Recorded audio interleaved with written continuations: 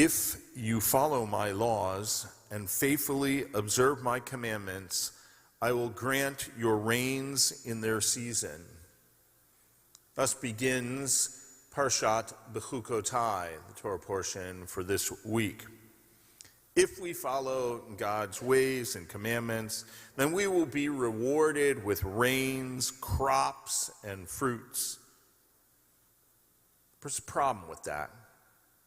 The Jewish authorities throughout the ages have wondered as to why the Torah omits any more spiritual benefits alongside the material gains of observing the commandments.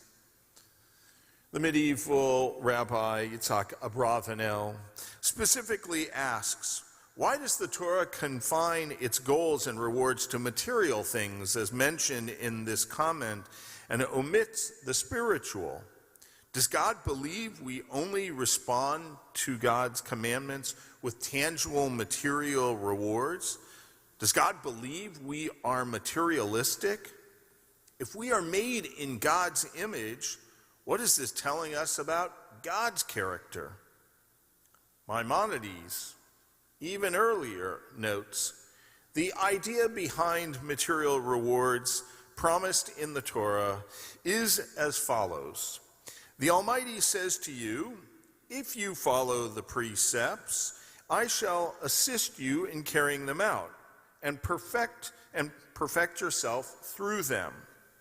Essentially, Maimonides is saying that while we perform the commandments in order to obtain the material rewards, we will directly receive spiritual rewards.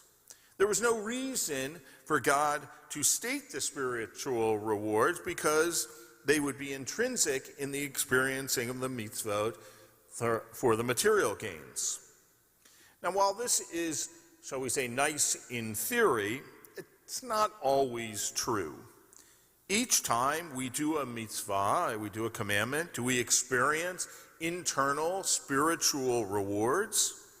According to Maimonides, God's planning on it. However, I think we know better. We know that it may be difficult to feel spiritual each time we light the candles or say the Kiddush on Friday night. Sometimes rushing just to get the candles lit on time may be anything but a spiritual experience. The message of this week's Torah portion is that God does not believe we are materialistic. We might be, but God doesn't look for that. However, God realizes that in our complicated and hectic lives, moments of true connection with God must be sought through practice and repetition. God understands that we must continually perform the commandments for any reward, superficial as they may appear, in order to truly benefit from the spiritual rewards that lay ahead.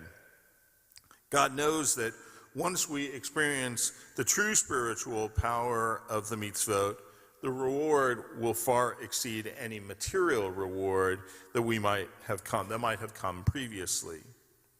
See for yourself. The next time you're lighting candles or saying Kiddush on Friday night, sit quietly for a moment.